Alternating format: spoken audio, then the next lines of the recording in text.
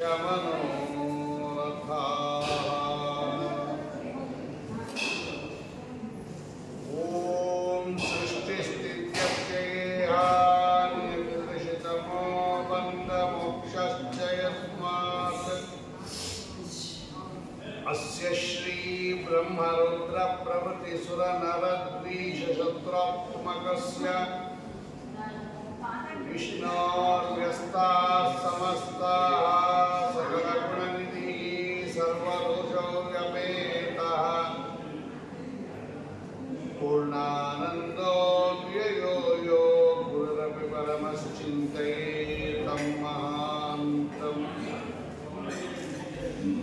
ॐ जन्माद्यस्य यतोऽन्वयान्तरतश्चार्थेष्वविघ्नस्वराट् तेने ब्रह्महृदाय आदिकवये मुह्यन्ति यं सूरयः तेजो वारिमृदं यथा विनिमयो यत्र त्रिसर्गो मृषा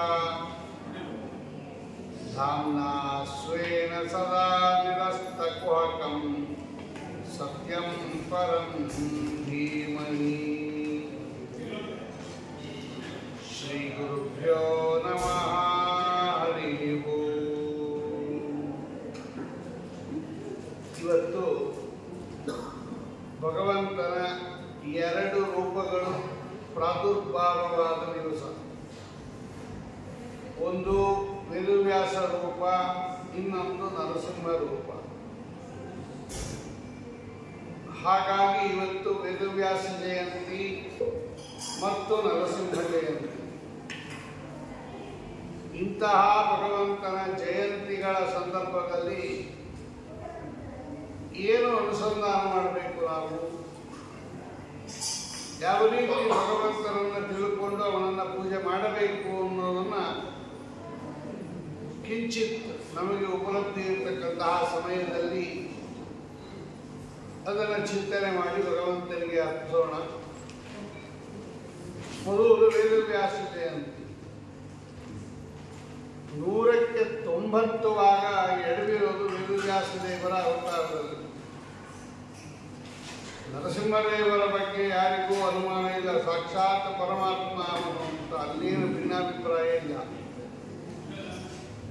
ಆದರೆ ವೇದವ್ಯಾಸ ದೇವರ ಬಗ್ಗೆ ತಪ್ಪು ತಿಳುವಳಿಕೆ ಇದೆ ತುಂಬ ಜನಕ್ಕೆ. ಸಾಮಾನ್ಯ ಅಲ್ಲ, ದೊಡ್ಡ ದೊಡ್ಡ ಮಟ್ಟದವರೆಗೂ ಕೂಡ ಇದೆ. ವ್ಯಾಸ ಕಶ್ಚನ ಋಷಿ, ವೇದವ್ಯಾಸ ಒಬ್ಬ ಋಷಿ ಅಂತ ತಿಳ್ಕೊಂಡ್ಬಿಟ್ಟಿದ್ದಾರೆ. ವಸಿಷ್ಠ, ವಿಶ್ವಾಮಿತ್ರ, ಅತ್ರಿ, ಕ್ಷಮನ, ಗೌತಮ ಋಷಿಗಳಿದ್ದಂಗೆ ವೇದವ್ಯಾಸ ಒಬ್ಬ ಋಷಿ ಅಂತ ತುಂಬ ಜನ ತಿಳ್ಕೊಂಡಿದ್ದಾರೆ. ಬರೆದೋಗಿದ್ದಾರೆ ತಮ್ಮ ಗ್ರಂಥಗಳಲ್ಲಿ. ಮಹಾ ತಪ್ಪು ಅಂತಾರೆ ಶ್ರೀಮದಾಚಾರ್ಯರು. ಮತ್ಸ್ಯ, ಕೂರ್ಮ, ವರಾಹ, ದತ್ತಾತ್ರೇಯ, ಶಿಂಶುವಾರ, ಹೈಗ್ರೀವ, ನರಸಿಂಹಾದಿ ರೂಪಗಳು ಹೇಗೆ ಸಾಕ್ಷಾತ್ ಭಗವಂತನ ಅವತಾರವೋ, ವೇದವ್ಯಾಸ ರೂಪವೂ ಕೂಡ ಸಾಕ್ಷಾತ್ ಭಗವಂತ. ಬೇಕಾದಷ್ಟು ಪುರಾಣಗಳ ಉದಾಹರಣೆಯನ್ನು ಕೊಡ್ತಾರೆ ಶ್ರೀಮದಾಚಾರ್ಯರು. ತಚ್ಚೋಕ್ತಂ ಸ್ಕಾಂದೇ, ಸ್ಕಾಂದ ಪುರಾಣದಲ್ಲಿ ಹೇಳಿದೆ ನೋಡಿ.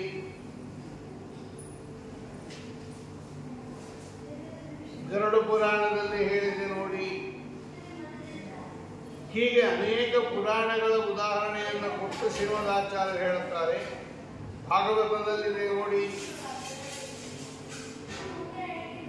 ಭಗವಂತ ಸಾಕ್ಷಾತ್ ನಾರಾಯಣ ದೇವರು, ವೇದವ್ಯಾಸ ದೇವರು. ಆಚಾರ್ಯರು ತಮ್ಮ ಮಹಾಭಾರತ ತಾತ್ಪರ್ಯನಿರ್ಣಯದಲ್ಲಿ ಎಲ್ಲೆಲ್ಲಿ ವೇದವ್ಯಾಸ ದೇವರ ವಿಷಯ ಬರುತ್ತೋ ಅಲ್ಲೆಲ್ಲ ಹಿಂದೆ ಗುಣಪೂರ್ಣ, ದೋಷದೂರ, ಜ್ಞಾನ ರೂಪಿ, ವಿದ್ಯಾಧೀಶ, ವಿದ್ಯಾಪ್ರಭು, ವಿದ್ಯಾಧಿದೇವತೆ, ವಿದ್ಯಾಧಿರಾಜ, ಆ ಹಿಂದ್ಗಡೆ ಸಫಿಕ್ಸ್ ಕೊಟ್ಟು ಹೇಳಿದ್ದಾರೆ. ಅರ್ಥಾತ್ ಪರಮಾತ್ಮನನ್ನ ಜೀವ ಅಂತ ತಿಳ್ಕೊಳ್ಳೋದು, ಜೀವನನ್ನ ಪರಮಾತ್ಮ ಅಂತ ತಿಳ್ಕೊಳ್ಳೋದು ಎರಡು ಮಹಾಪರಾಧ. ಎಂದೆಂದೂ ಮಾಡಬಾರ್ದು ಇಂತಹ ಕಾರ್ಯವನ್ನು. ಇದಕ್ಕಿಂತ ದೊಡ್ಡ ಅಪರಾಧನೇ ಇಲ್ಲ ಅಂತಾರೆ ಆಚಾರ್ಯರು. ನವವಿಧ ದ್ವೇಷಗಳಲ್ಲಿ ಒಂದು ಭಗವಂತನನ್ನ ಜೀವ ಅಥವಾ ಯಾವುದೋ ಒಬ್ಬ ಋಷಿ ಅಂತ ಅಂಗೀಕಾರ ಮಾಡೋದು. ಹಾಗಾಗಿ ವೇದವ್ಯಾಸರೂಪಿ ಪರಮಾತ್ಮ ಸಾಕ್ಷಾತ್ ಭಗವಂತ. ಅಂತಹ ವೇದವ್ಯಾಸರೂಪಿ ಪರಮಾತ್ಮ ಪ್ರಾದುರ್ಭೂತನಾದ ದಿವಸ ಇವತ್ತು. ವೇದವ್ಯಾಸ ಗುಣಾವಾಸ ವಿದ್ಯಾಧೀಶ ಸತಾಂವಶ ಮಾಂ ನಿರಾಶಂ ಗತಕ್ಲೇಶಂ ಕುರ್ವನಾಶಂ ಹರೇರ್ನಿಶಂ ಜಯತ್ಯಜೋಖಂಡ ಗುಣೋರ್ಮಂಡಲ ಸದೋದಿತೋ ಜ್ಞಾನ ಮರೀಚಿಮಾಲಿ ಸ್ವಭಕ್ತ ಹಾತ್ವಚ್ಛ ತಮೋನಿಹಂತ ವ್ಯಾಸಾವತಾರೋ ಹರಿ ಆತ್ಮಭಾಸ್ಕರ. ಎಲ್ಲ ಕಡೆ ಶ್ರೀಮದಾಚಾರ್ಯರು ಹರಿ ನಾರಾಯಣ ವೇದವ್ಯಾಸದೇವರು ಅಂತ ಹೇಳುತ್ತಾರೆ. ಸ್ತೋತ್ರನೂ ಹಂಗೇ ಇದೆ, ಪುರಾಣಗಳಲ್ಲಿ ಹಂಗೇ ಇದೆ,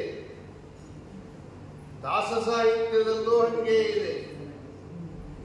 ಮಧ್ವಾಂತರ್ಗತ ವೇದವ್ಯಾಸ ಕಾಯೋ ಶುದ್ಧ ಮೂರ್ತಿಯೇ ಸರ್ವೇಶ ಸುಮತಿಗಳಿಗೆ ನೀ ಬೋಧಿಸಿದೆ, ಮಿಕ್ಕ ಕುಮತಂಗಳ ನೀ ಛೇದಿಸಿದೆ, ಕ್ರಿಮಿಯಿಂದ ರಾಜ್ಯವಾಳಿಸಿದೆ, ಜಗತ್ ಸ್ವಾಮಿ ನೀಯೆಂದು ತೋರಿಸಿದೆ. ಕಮಲನಾಮನೆ ವಿಮಲ ರೂಪನೆ ರಮೆಯ ರರಸನೆ ರಮ್ಯ ಚರಿತನೆ ಮಮತೆಯಲ್ಲಿ ಕೊಡು ಕಾಮಿತಾರ್ಥವ ನಮಿಸುವೆನು ಹಯ ವದನ ಮೂರ್ತಿ ಮಧ್ವಾಂತರ್ಗತ ವೇದವ್ಯಾಸ ಅಂತಾರೆ ವಾದರಾಜ ಸ್ವಾಮಿಗಳು. ರಮೆಯ ಅರಸನೆ ಲಕ್ಷ್ಮೀಪತಿ ವೇದವ್ಯಾಸದೇವರು ಜ್ಞಾಪಕ ಇಟ್ಕೊಡ್ರಿ. ರಮ್ಯ ಚರಿತನೆ ಕಮಲನಾಭನೆ ವಿಮಲ ರೂಪನೆ ರಮೆಯ ರರಸನೆ ರಮ್ಯ ಚರಿತನೆ, ಆ ಎಲ್ಲ ವಿಶೇಷಣಗಳು. ಶುದ್ಧ ಮೂರ್ತಿ ಅಪ್ರಾಕೃತ ಶರೀರ ಭಗವಂತನದು. ಇದನ್ನೆಲ್ಲ ನಾವು ಗಮನಿಸಿದಾಗ, ಅಲ್ಲಿರ್ತಕ್ಕಂತಹ ವಿವರಣೆಗಳನ್ನೆಲ್ಲ ನೋಡಿದಾಗ ಸಾಕ್ಷಾತ್ ಭಗವಂತ ವೇದವ್ಯಾಸದೇವರು. ಏನ ಪ್ರಾದುರಭಾವಿ ಭೂಮಿ ವಲಯೇ ವ್ಯಸ್ತಾರಿ ಗೋಸಂತತಿ ಪ್ರಾಬೋಧಿ ಶ್ರುತಿ ಪಂಕಜಂ ಕರುಣಯ ಪ್ರಕಾಶಿತತ್ವಂ ಪರಂ ಧ್ವಾಂತಂ ಧ್ವಂಸವನಾಯಿ ಸಾಧುನಿಕರಶ್ಚಕಾರಿ ಸನ್ಮಾರ್ಗಃ ತೇನ ವ್ಯಾಸದಿವಾಕರೇಣ ಸತತಂ ಅತ್ಯಾಜಿ ಮೇ ಮಾನಸಂ. ಟೀಕಾಕೃತ್ಪಾದರ ಮಾತು ನ್ಯಾಯಸುಧಾದಲ್ಲಿ. ಹೇಗೆ ಸೂರ್ಯ ಉದಯಿಸಿದಾಗ ಕತ್ತಲು ಹೋಗುತ್ತೆ, ಹೇಗೆ ಸೂರ್ಯ ಉದಯಿಸಿದಾಗ ಸರಿಯಾಗಿ ದಾರಿ ಕಾಣುತ್ತೆ, ಹೇಗೆ ಸೂರ್ಯ ಕಮಲವನ್ನು ಅರಳಿಸ್ತಾನೆ, ಹಂಗೆ ವೇದವ್ಯಾಸರೂಪಿ ಪರಮಾತ್ಮನು ಕೂಡ ವೇದ ಅಂತಕ್ಕಂತಹ ಕಮಲವನ್ನು ಅರಳಿಸಿ ಈ ಭೂಮಂಡಲದಲ್ಲಿ ಅವತಾರ ಮಾಡಿ ಕರುಣೆಯಿಂದ ನಮಗೆ ಪರತತ್ವವನ್ನು ತೋರಿಸಿ. ನೋಡಿ, ರಾತ್ರಿ ಕತ್ತಲಿದ್ದಾಗ ನಮಗೇನು ಪದಾರ್ಥ ಇದೆ ಎದುರಿಗೆ ಅಂತ ಗೊತ್ತಾಗಲ್ಲ, ಬದ್ಕೊಂಡು ಹೋಗ್ತೀವಿ. ಹಗಲೊತ್ತಿನಲ್ಲಿ ಹಾಗೆ ಒದೆಯಲ್ಲ, ನಾವು ಪಕ್ಕಕ್ಕೆ ಹೋಗ್ತೀವಿ. ಯಾಕೆ? ಪದಾರ್ಥ ಕಾಣುತ್ತೆ ನಮಗೆ. ಇದು ಸೂರ್ಯ ಮಾಡಿರೋ ಕೃಪೆ. ರಾತ್ರಿ ಸೂರ್ಯ ಇಲ್ಲದೆ ಇದ್ದಾಗ ಯಾರು ಮಲಗಿದ್ದಾರೆ ಅಥವಾ ಏನು ಪದಾರ್ಥ ಇದೆ ಅಂತ ಗೊತ್ತಿಲ್ಲದೇನೆ ಕಾಲು ತಾಕಿಸ್ಕೊಂಡು ಹೋಗ್ತೀವಿ.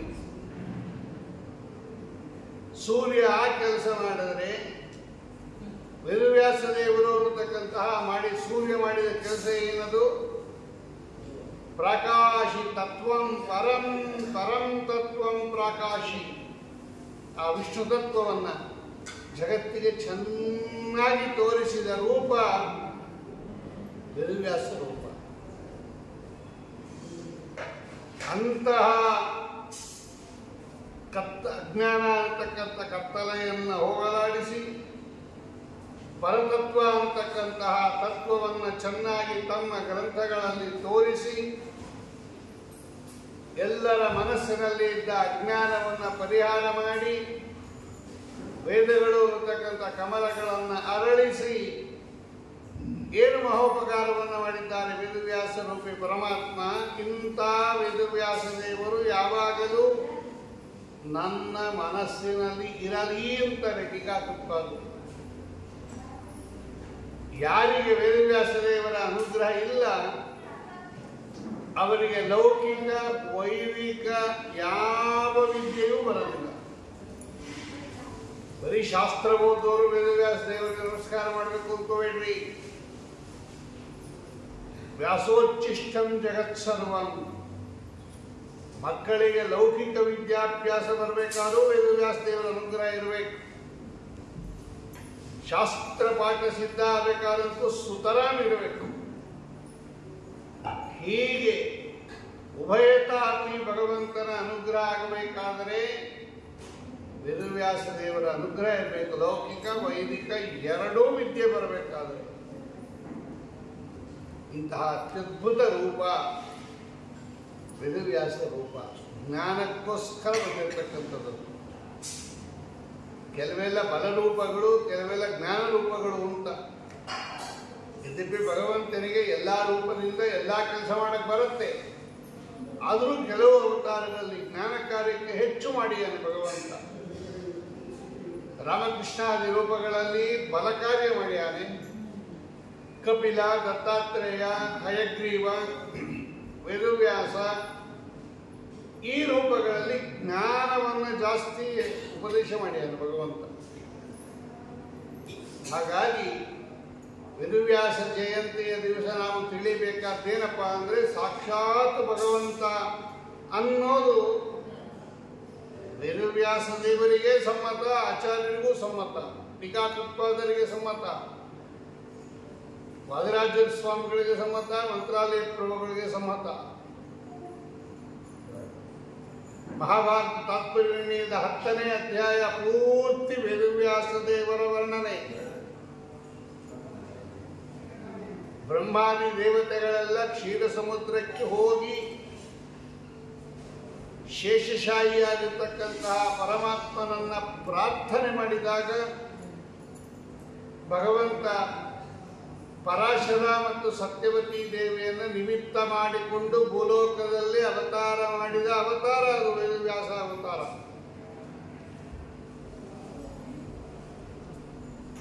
ಅಂತಹ ಶ್ರೇಷ್ಠವಾದ ಅವತಾರ ಜಗತ್ತಿನಲ್ಲಿ ಬಂದ ದಿವಸ ಇವತ್ತು. ಅದರ ಜೊತೆಯಲ್ಲಿ ಭಗವಂತನ ಇನ್ನೊಂದು ಸುಂದರ ಅವತಾರ, ಅದೇ ನರಸಿಂಹದೇವರ ಅವತಾರ. ಪ್ರಸಿದ್ಧ ಅವತಾರ ಅದು ಭಗವಂತನ. ಅದಕ್ಕೆ ಇದಕ್ಕೆ ನರಸಿಂಹ ಜಯಂತಿ ಅಂತ ಕರೀತಾರೆ. ಏನು ಮಾಡಿದ ಭಗವಂತ ನರಸಿಂಹ ಅವತಾರದಲ್ಲಿ? ಏನು ತನ್ನ ಬಗ್ಗೆ ವಿಷಯ ತಿಳಿಸ್ಕೊಟ್ಟ ಭಗವಂತ? ಭಾಗವತ ಹೇಳುತ್ತೆ ಆ ಮಾತನ್ನು. ಆ ಶ್ಲೋಕ ಹೇಳುವಾಗ ಸಪ್ತಮ ಸ್ಕಂದದಲ್ಲಿ ನರಸಿಂಹದೇವರ ಕಥೆಯನ್ನ ಹೇಳೋ ಕಾಲಕ್ಕೆ ಸ್ವಯಂ ವೇದವ್ಯಾಸ ದೇವರು ಹೇಳುತ್ತಾರೆ, ಸತ್ಯಂ ವಿಧಾತು ನಿಜ ಭೃತ್ಯ ಭಾಷಿತಂ ವ್ಯಾಪ್ತಿಂಚ ಭೂತೇಷು ಅಖಿಲೇಷು ಚಾತ್ಮನಃ ಅದೃಶ್ಯತ ಅತ್ಯದ್ಭುತ ರೂಪಂ ತ್ವಹಂ ಸ್ತಂಭೆ ಸಭಾಯಾಂ ನಮೃಗಂ ನಮಾನುಷ. ವಿಲಕ್ಷಣವಾದ ಶ್ಲೋಕ. ಹಿರಣ್ಯಕಶಿಪು ಕೇಳಿದ ಪ್ರಹ್ಲಾದನನ್ನ, ಇಡೀ ಜಗತ್ತು ಹೆದರ್ಕೊಂಬತ್ತೆ ನನ್ನನ್ನು ನೋಡಿದ್ರೆ, ನಿಂಗೇನು ಭಯ ಇಲ್ವಾ? ಇಲ್ಲ ಅಂತ ಪ್ರಹ್ಲಾದರಾಜು. ಇಲ್ಲ, 5 ವರ್ಷದ ಕೂಸು, ಜ್ಞಾಪಕ ಇಟ್ಕೊಡ್ರಿ. ಇಡೀ 14 ಲೋಕವನ್ನು ತನ್ನ ಕಪಿಮುಷ್ಟಿಯಲ್ಲಿ ಇಟ್ಕೊಂಡಿದ್ದವನು ಹಿರಣ್ಯಕಶಿಪು. ಭಾಗವತ ವರ್ಣನೆ ಮಾಡುತ್ತೆ. ಸಮುದ್ರದ ಹತ್ರ ಹೋಗನಂತೆ ಹಿರಣ್ಯಕಶಿಪು. ಸಮುದ್ರ ಒಂದು ಸಲ ಅಲೆ ಬಂದಾಗ ಮುತ್ತು ರತ್ನಗಳನ್ನೆಲ್ಲ ತಂದು ಹಾಕಬೇಕು ದಡಕ್ಕೆ ಅಂತ ಆಜ್ಞೆ ಹಿರಣ್ಯಕಶಿಪುದು. ಆಗ್ಲಿ ಅಂತ ಒಪ್ಕೊಂಡು ಸಮುದ್ರ ರಾಜ ಒಂದು ಸಲ ಅಲೆ ಬಂದಾಗ ಮುತ್ತು ರತ್ನಗಳೆಲ್ಲ ಬಂದು ಬೀಳದಂತೆ ದಡದ ಮೇಲೆ. ಭೂಮಿ ಹತ್ರ ಹೋದ, ಏ ಭೂಮಿ, ನಾವು ಉತ್ತೋದು ಬಿತ್ತೋದು ನೀರು ಹಾಕೋದು ಗೊಬ್ಬರ ಹಾಕೋದು ಏನೂ ಮಾಡಲ್ಲ, ನೀನೇ ಬೆಳೆ ಬೆಳಿಬೇಕು. ಆಗ್ಲಿ ಇಲ್ಲಂತವಳು ಮರಗಳ ಹತ್ರ ಹೋದ ಹಿರಣ್ಯಕಶಿಪು. 12 ತಿಂಗಳಲ್ಲಿ ಎಲ್ಲಾ ಮರದಲ್ಲಿ ಎಲ್ಲಾ ಹಣ್ಣುಗಳು ಇರಬೇಕು. ಆ ಸೀಸನ್ನು ಈ ಸೀಸನ್ನು ಅಂತಿಲ್ಲ, ಎಲ್ಲಾ ಕಾಲಕ್ಕೆ ಎಲ್ಲಾ ಹಣ್ಣುಗಳು ಇರಬೇಕು ನನ್ನ ರಾಜ್ಯದಲ್ಲಿ. ಆಯ್ತು ಅಂತು ಆ ವೃಕ್ಷಾತ್ಮನ ದೇವತೆಗಳು. ಎಲ್ಲರಿಗೂ ಹೇಳ್ದ, ನನ್ನ ಕುರಿತು ಪೂಜೆ ಮಾಡಬೇಕು, ನನ್ನ ಕುರಿತು ಹೋಮ ಮಾಡಬೇಕು, ನನ್ನ ಕುರಿತು ಜಪ ಮಾಡಬೇಕು, ನನ್ನ ಕುರಿತು ಹಾಡು ಹೇಳಬೇಕು, ನನ್ನ ಕುರಿತು ಯಜ್ಞ ಮಾಡಬೇಕು. ಎಲ್ಲ ಹಿರಣ್ಯಕಶಿಪುಮಯ. ನಾರದರು ಹೇಳುತ್ತಾರೆ ಧರ್ಮರಾಜರಿಗೆ, ಹಿಂಗಿತ್ತು ಆ ಕಾಲಕ್ಕೆ ಪರಿಸ್ಥಿತಿ. ಗಡ ಗಡ ಗಡ ಗಡ ನಡುಗೋರು ದೇವಾನ ದೇವತೆಗಳಲ್ಲ. ಹಿರಣ್ಯಕಶಿಪು ಬ್ರಹ್ಮದೇವರ ವರದಿಂದ ಕೂಡಿದವನು. ಅಂತಹ ಸಂದರ್ಭದಲ್ಲೂ ಕೂಡ ಅವನದೇ ಮಗ 5 ವರ್ಷದ ಕೂಸು. ಇಡೀ ಜಗತ್ತು ಹೆದರ್ಕೊಂಬತ್ತೆ, ನಾನು ನೋಡಿದ್ರೆ ನಿಂಗೇನು ಹೆದರಿಕೆ ಇಲ್ವೇನೋ ಅಂತ ಹಿರಣ್ಯಕಶಿಪು ಕೇಳಿದಾಗ ಇಲ್ಲ ಅಂದ್ರು ಪ್ರಹ್ಲಾದರಾಜ. ಇಲ್ಲ, ಆಶ್ಚರ್ಯವೋ ಆಶ್ಚರ್ಯ ಹಿರಣ್ಯಕಶಿಪುಗೆ. ಎಲ್ಲರೂ ಹೆದರ್ಕೊಂಡು ನಾನು ಹೇಳ್ದಂಗೆ ಕೇಳ್ತಾ ಇದ್ದಾರೆ, ನೀನೊಬ್ಬ ಇಲ್ಲ ಅಂತೆಲ್ಲ ಹೆಂಗೆ? ಯಾರ್ದು ಸಪೋರ್ಟ್ ಇರ್ಬೇಕು ನಿಮಗೆ? ಹಾಗಾದ್ರೆ ಯಾರು ಸಪೋರ್ಟ್? ಹೇಳ್ದ, ಕಿಂಬಲಂ ಆಶ್ರಿತ್ಯ, ಯಾರ ಬಲವನ್ನು ಆಶ್ರಯಿಸಿಕೊಂಡು ನನ್ನ ಎದುರು ನಿಂತಿದೆಯೋ ಪುರ. ಪ್ರಹ್ಲಾದರಾಜರು ಹೇಳುತ್ತಾರೆ, ನ ಕೇವಲಂ ಮೇ ಭವತಶ್ಚ ರಾಜನ್ ಸವೈ ಬಲಂ ಬಲಿನಾಂ ಚಾಪರೇಶಾಂ ಪರಾವರೇಮಿ ಸ್ಥಿರಜಂಗಮಾಯು ಬ್ರಹ್ಮಾದಯೋ ಯೇನ ವಶಂ ಪ್ರಣೀತಾಃ. ಅಪ ನ ಕೇವಲಂ ಮೇ ಭವತಶ್ಚ ರಾಜನ್, ನನಗೆ ಮಾತ್ರ ಬಲ ಅಲ್ಲಪ್ಪ ಅವನು, ನಿನಗೂ. ನೀನು ಯಾರ ಬಲವನ್ನು ಆಶ್ರಯಿಸಿಕೊಂಡು 14 ಲೋಕ ಗೆದ್ದಿದ್ಯಾ? ಬಲಪ್ರದ ಭಗವಂತ. ಬಲ ಅಂತಲೇ ಭಗವಂತನ ಒಂದು ರೂಪ. ಬಲಶಾಲಿಗಳ ಒಳಗಡೆ ಇರೋ ರೂಪ ಅದು ಬಲ ಅಂತ ಭಗವದ್ಗೀತೆಯಲ್ಲಿ ಹೇಳ್ತಾನೆ. ಬಲಂ ಬಲವತಾಮಸ್ಮಿ. ಅರ್ಜುನ, ಈ ಬಲಿಷ್ಠರ ಒಳಗಡೆ ಬಲ ಅನ್ನೋ ರೂಪದಿಂದ ನಾನು ಇರ್ತೀನಿ, ಅದಕ್ಕೆ ಅವ್ರು ಅಷ್ಟೊಂದು ಬಲ ಬಂದಿರೋದು. ಕೇವಲಮ್ಮೆ ಭವತಶ್ಚ, ಬರೀ ನನಗೆ ಮಾತ್ರ ಅಲ್ಲ, ನಿನಗೂ, ನಮ್ಮಿಬ್ಬರಿಗೆ ಮಾತ್ರ ಅಲ್ಲ. ಬ್ರಹ್ಮಾದಯೋ ಏನ ವಶಂ ಪ್ರಣೀತಾ, ಬ್ರಹ್ಮಾದಿ ಸಕಲ ಜಗತ್ತು ಭಗವಂತನ ವಶದಲ್ಲಿದೆ. ಜ್ಞಾಪಕ ಇಟ್ಕೋ. ಎಲ್ಲರನ್ನ ಗೆದ್ದಿದ್ಯಾ ಅಂತ ಹೇಳ್ತೀಯಲ್ಲ, ನಿನ್ನೊಳಗೆ ಇದ್ದಾರೆ 6 ಜನ ಕಳ್ಳರು, ಗೆದ್ದಿದ್ಯಾ? ಕಾಮಕ್ರೋಧಾದಿಗಳು ನಿನ್ನೊಳಗೆ ಇದ್ದಾರೆ, ಗೆದ್ದಿದ್ಯಾ ನೀನು? ಮೊದಲು ಅದನ್ನು ಗೆದ್ದು, ಆಮೇಲೆ ಹೊರಗಡೆ ಶತ್ರುಗಳು. ಇವರೆಲ್ಲ ಆಂತರಿಕ ಶತ್ರುಗಳು ಅಂತ. ನಮ್ಮ ಸಾಧನೆಗೆ ಅಡ್ಡಿ ಮಾಡುವ, ನಮ್ಮ ಇಷ್ಟವಾದದ್ದನ್ನು ಪಡೆಯೋದಕ್ಕೆ ತೊಂದರೆ ಕೊಡುವ, ಮನೆ ಒಳಗೆ ಇದ್ದು ನಮಗೆ ಮೋಸ ಮಾಡುವ ಕಳ್ಳರು ಅಂದ್ರೆ ಇವರು 6 ಜನ. ಅದಕ್ಕೆ ಅವರನ್ನ ಅರಿಷಡ್ವರ್ಗ ಅಂತ ಕರೆದಿರೋದು. ಅರಿಯವರು, ಶತ್ರು ಅವರು. ನಮಗೆ ಗೆದ್ದಿದೆಯಾ ಇವ್ರನ್ನ ಗೆದ್ದು ಮೊದಲು, ಆಮೇಲೆ ಹೊರಗಡೆ ಬಾಕ್ಯ. ತಂದೆಗೆ ಉಪದೇಶ ಮಾಡ್ತಾರೆ 5 ವರ್ಷದ ಕೂಸು. ಅಮ್ಮ ಮಹಾದುಷ್ಟ ಅವ, ಇವರ ಉಪದೇಶ ಏನೇನಾಗತ್ತೆ? ಕೋಪ ಬಂದ್ಬಿಟ್ಟು ಹಿಂದೆ ಬೇರೆಯವರ ಕೈಯಲ್ಲಿ ಶಿಕ್ಷೆ ಮಾಡಿಸಿ ಇವರನ್ನ ಸಂಹಾರ ಮಾಡಬೇಕು ಅಂತ ಹೋಗಿದ್ದ. ಹಿರಣ್ಯಕಶಿಪು ಹೇಳ್ದ, ಈ ಸಲ ನಾನೇ ಕೊಲ್ತೀನಿ. ಅದ್ಯಾರು ಬಂದು ನಿನ್ನನ್ನು ರಕ್ಷಣೆ ಮಾಡ್ತಾರೋ ಮಾಡಲಿ. ಆಯ್ತು ಅಂದ್ರು ಪ್ರಹ್ಲಾದರಾಜ. ಆಯ್ತು ಸ್ವಾಮಿ ಮಾಡ್ತಾರೆ. ಆ ಸಂದರ್ಭದಲ್ಲೇ ಕಂಬಕ್ಕೆ ಹೊಡೆದಿದ್ದು ಹಿರಣ್ಯಕಶಿಪು. ಎಲ್ಲಿದೆ ನಾನು ವಾಸವ್ ಸರ್ವತ್ರ ಎಲ್ಲ ಕಡೆ ಇದ್ದಾನೆ. ಅವನು ಇಲ್ಲದೆ ಇರೋ ಜಾಗ ಎಲ್ಲಿದೆ ಹೇಳು? ಎಲ್ಲಿದ್ದಾನೆ ಅಂತ ಯಾರನ್ನು ಕೇಳಬೇಕು? ಯಾರೋ ಒಂದೊಂದೇ ಕಡೆ ಇರ್ತಾರಲ್ಲ ಅವ್ರನ್ನ ಕೇಳಬೇಕು, ನೀವೆಲ್ಲಿರೋದು ಅಂತ. ಎಲ್ಲ ಕಡೆ ಇರೋರು ನೀ ಎಲ್ಲಿದೆಯಾ ಅಂತ ಕೇಳಬೇಕಾದ ಅಗತ್ಯನೇ ಇಲ್ಲ. ಸರ್ವತ್ರ ನೆಲ ಕಡೆ ಇಲ್ಲ. ನಾವು ಎಳ್ಳು ಮೊನೆಯ ಮುಳ್ಳು ಕೊನೆಯ ಕೊಳ್ಳು ಬಿಡದೆ ಒಳಗೆ ಹೊರಗೆ ಎಲ್ಲ ಠಾವಿನಲ್ಲಿ ರುಕ್ಮಿಣಿ ನಲ್ಲನಿದ್ದಾನೆ, ಚಿಂತ್ಯಾಕ ಮಾಡತಿದ್ದಿ ಚಿನ್ಮಯನಿದ್ದಾನೆ ಅಂತಾರೆ ದಾಸರ. ಚಿಂತಾರತ್ನವೆಂಬ ಅನಂತನಿದ್ದಾನೆ, ಚಿಂತ್ಯಾಕ ಮಾಡುತ್ತಿದ್ದಿ. ನಮಗೆ ಅನುಭವಕ್ಕೆ ಬಂದಿಲ್ಲ, ಬರೀ ಇನ್ನ ನಾವು ಬಾಯಲ್ಲಿ ಹೇಳ್ತಾ ಇದ್ದೀವಿ, ಅದನ್ನು ಅನುಭವಿಸಿಲ್ಲ, ಅದಕ್ಕೆ ಗೊತ್ತಿಲ್ಲ ನಮಗೆ. ಪ್ರಹ್ಲಾದರಾಜರು ತಮ್ಮ ಜೀವನದಲ್ಲಿ ಅನುಭವಿಸಿದ ಸತ್ಯ, ಅದು ಕಟ್ಟು ಸತ್ಯ. ಆಪತ್ಕಾಲ ಬಂದಾಗಲೂ ಕೂಡ ನಂಬಿಕೆ ಇರುತ್ತಲ್ಲ, ಇದು ದೊಡ್ಡ ವಿಷಯ. ಇದು ಸರ್ವತ್ರ ಎಲ್ಲ ಕಡೆ ಇದ್ದಾನೆ. ಯದೀಸ ಸರ್ವತ್ರ ಕಸ್ಮಾತ್ ಸ್ತಂಭೇನ ದೃಶ್ಯತೆ. ಎಲ್ಲ ಕಡೆ ಇದ್ರೆ ಕಂಬದಲ್ಲಿ ಯಾಕೆ ಕಾಣೋದಿಲ್ಲ? ಪ್ರಹ್ಲಾದರಾಜ ಹೇಳಿದ್ರು ಕಂಬೇನ ದೃಶ್ಯ, ಸ್ತಂಭೇನ ದೃಶ್ಯ, ಕಂಬದಲ್ಲೂ ಕಾಣುತ್ತಾರೆ. ನೋಡಿ, ಒಂದು ಪದಾರ್ಥ ಇದ್ದ ಮಾತ್ರಕ್ಕೆ ಕಾಣಬೇಕು ಅಂತ ನಿಯಮ ಇಲ್ಲ ಶಾಸ್ತ್ರದಲ್ಲಿ. ಆ ನೋಡೋ ಇಂದ್ರಿಯನು ನಮಗಿರ್ಬೇಕು, ಕಣ್ಣು ಇರ್ಬೇಕು. ನಮಗೆ ಪದಾರ್ಥ ಇರಬೇಕು, ಕಣ್ಣು ಇರಬೇಕು, ಆವಾಗ ನಮಗೆ ಪದಾರ್ಥ ಕಾಣೋದು. ಕಣ್ಣೇ ಇಲ್ಲದೆ ಇರೋರಿಗೆ ಪದಾರ್ಥ ಕಾಣಲ್ಲ. ಹಂಗಂತ ಪದಾರ್ಥ ಇಲ್ಲ ಅಂತನ ಅರ್ಥ? ನಮಗೆ ಇಂದ್ರಿಯ ಒಳಗಡೆ ಜ್ಞಾನದ ಚಕ್ಷು ಇರಬೇಕು. ಭಗವಂತ ಎಲ್ಲ ಕಡೆ ಇದ್ದಾನೆ ಅಂತ ನೋಡ್ಬೇಕಾದ್ರೆ ಸ್ತಂಭೇನ ದೃಶ್ಯತೆ.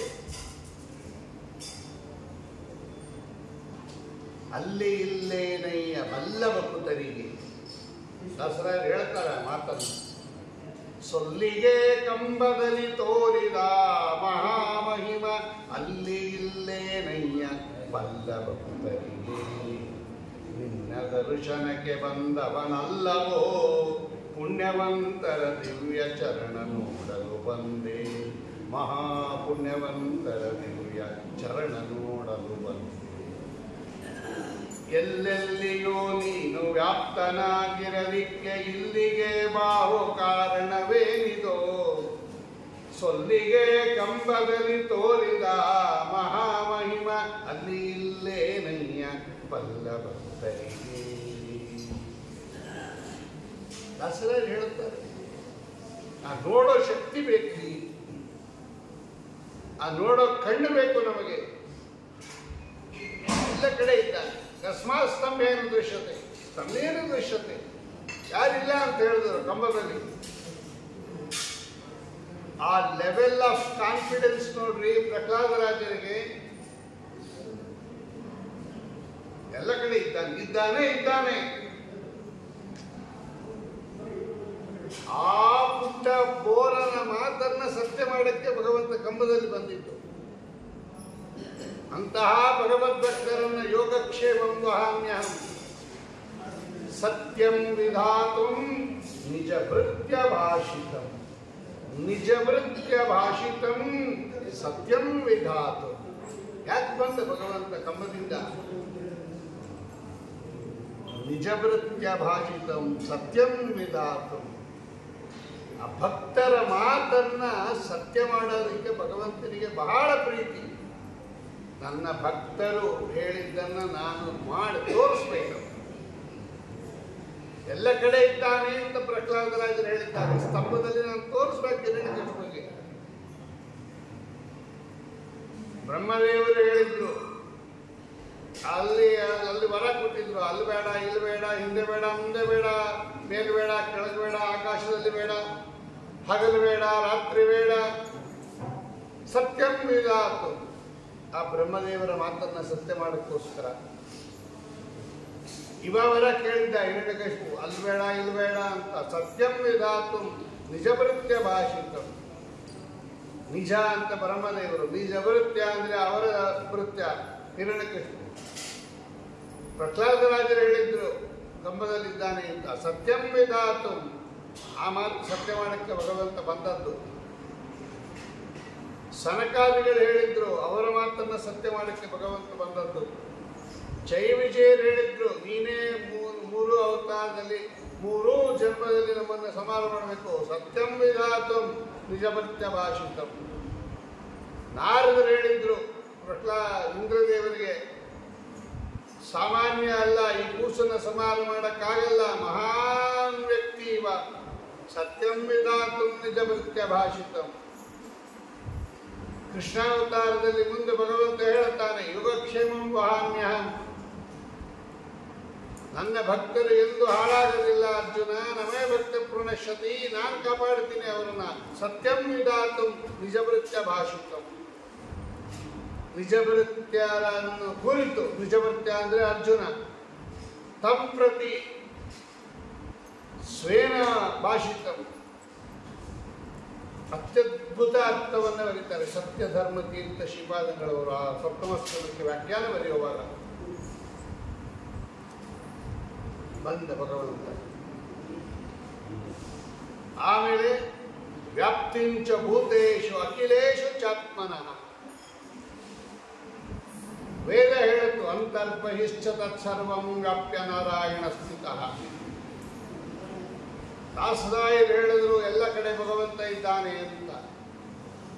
ಅಣುರೇಣು ತೃಣಕಷ್ಟ ಪರಿಪೂರ್ಣ ಗೋವಿಂದ, ದೇಶತಃ ಕಾಲತಃ ಗುಣತಃ ವ್ಯಾಪ್ತ ಭಗವಂತ. ಇಲ್ಲದೆ ಇರೋ ಜಾಗ ಇಲ್ಲ ಅಂತ. ದೇಶತಃ ವ್ಯಾಪ್ತಿ, ಅದು ಬ್ರಹ್ಮಶಬ್ದದ ಅರ್ಥ. ಸತ್ಯಂ ವಿಧಾತು, ಆ ಮಾತನ್ನು ಸತ್ಯ ಮಾಡಲಿಕ್ಕೆ ಭಗವಂತ ಬಂದದ್ದು. ಅಖಿಲೇಶು ಭೂತೇಶು, ಎಲ್ಲ ಕಡೆ ನಾನಿದ್ದೇನೆ.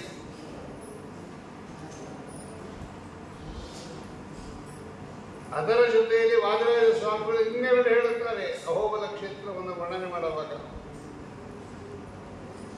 ನನಗೆ ನಿಮ್ಮಂತೆ ತಂದೆ ತಾಯಿಗಳು ಬೇಕಾಗಿಲ್ಲ. ಮನುಷ್ಯರ ಜಯಂತಿಗೂ ಭಗವಂತನ ಜಯಂತಿಗೂ ಅಜಗಜಾಂತರ ಇದೆ. ಯಾವುದೋ ಜಯಂತಿಗಳು ನಾವು ರಾಜಕೀಯದವರು ಆಚರಿಸ್ತೀವಲ್ಲ, ಹಂಗಲ್ಲ ಭಗವಂತನ ಜಯಂತಿ. ಇವರೆಲ್ಲ ಹುಟ್ಟಿದ ದಿವಸ, ಅದರ ಹಿಂದಿನ ದಿವಸ ಅವರು ಇರಲಿಲ್ಲ, ಅವತ್ತು ಅವರು ಹುಟ್ಟಿದ್ದು. ಭಗವಂತ ಹಂಗಲ್ಲ, ಅನಾದಿ ಕಾಲದಿಂದ ಅನಂತ ಕಾಲದವರೆಗೆ ಇದೆ ನರಸಿಂಹ ರೂಪ. ಮುಂದೂ ಇರುತ್ತೆ, ಹಿಂದೂ ಇತ್ತು. ಭಗವಂತನ ಜಯಂತಿ ಇದ್ರೆ ಅವತ್ತಿನ ದಿವಸ ಭಗವಂತ ಅವತಾರ ಮಾಡ್ದ ಅಂದ್ರೆ ಹಿಂದಿರಲಿಲ್ಲ ಅಂತ ಕೇಳ್ವಿ. ಎಲ್ಲ ರೂಪಗಳು ಅನಾದಿ ನಿತ್ಯ ಭಗವಂತನದು. ಅಭಿವ್ಯಕ್ತ ಬರೀತಾರೆ ಟೀಕಾಕೃತ್ಪಾದರು. ಜಗತ್ತಿಗೆ ಕಾಣಿಸಿಕೊಂಡ ದಿವಸ ಆ ನರಸಿಂಹ ರೂಪ ಯಾವಾಗ ಬೇಕೋ ಕಾಣಿಸ್ಕೊತಾನೆ ಭಗವಂತ, ಯಾವಾಗ ಬೇಕೋ ಮರೆ ಮಾಡ್ತಾನೆ.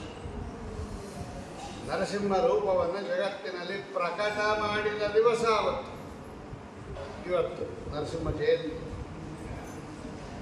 ಹೇಗಿತ್ತು ಭಗವಂತನ ರೂಪ? ಲೋಕ ವಿಲಕ್ಷಣ ರೂಪ ಭಗವಂತನ. ಹಂಗೆ ನಿಮ್ಮ ತಂದೆ ತಾಯಿಗಳು ಬೇಕಾಗಿಲ್ಲ. ಅಹೋಬಲ ನರಸಿಂಹಸ್ಯ ಮಹೋಬಲ ಉಪಾಶ್ರಿತಾ ಅಸಕ್ತ ವಿಶ್ವ ಸಮ್ಮಿಶ್ರಾಂ ಕಣಯಾಮೋದನ ಸಂಸ್ಕೃತಿ. ವಾದರಾಜ ಸ್ವಾಮಿ ಹೇಳ್ತಾರೆ, ನಿಮ್ಮಂತೆ ನಿಮ್ಮ ಈ ಶುದ್ಧ ಶೋಣಿತ ದೇಹ ಅಲ್ಲ ನಂದು. ತಂದೆ ತಾಯಿಗಳ ಮಲದಿಂದ ಉತ್ಪತ್ತಿಯಾದ ದೇಹ ಅಲ್ಲ ನಂದು. ಚಿನ್ಮಯ ಗಾತ್ರ ನಾನು, ಜ್ಞಾನಾನಂದ ಸ್ವರೂಪ ನಾನು.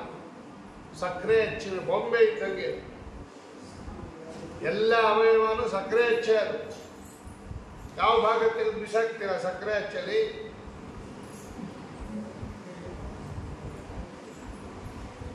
ಕೈ, ಕಾಲು, ತಲೆ ಯಾವ್ದಾನ ಒಂದು ಪ್ರಾಣಿ ಮಾಡಿದ್ರೆ ಅಷ್ಟು ಸಕ್ಕರೆ ಹೆಚ್ಚೆ ಅಲ್ವಾ ಅದು. ಯಾವುದರ ಬಿಸಾಕೋ ಭಾಗ ಇದೆ, ಯಾವುದನ್ನ ಭಾಗ ಕಳೆದು ನೋಡ್ರಿ ಎಲ್ಲ ಸಿಹಿ. ಹಂಗೆ ಭಗವಂತನ ಜ್ಞಾನಾನಂದ ಸ್ವರೂಪ ಭಗವಂತ ಭಾಗವತದಲ್ಲಿ ಹೇಳ್ತಾರ ಮಾತನ್ನ ಕೃಷ್ಣಾವತಾರ ಸಂದರ್ಭದಲ್ಲಿ.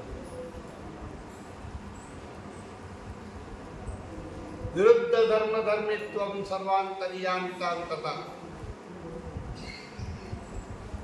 ಎರಡು ವಿರುದ್ಧ ಧರ್ಮಗಳು ಏಕತ್ರ ಸಮಾವೇಶ ಆಗಲ್ಲ.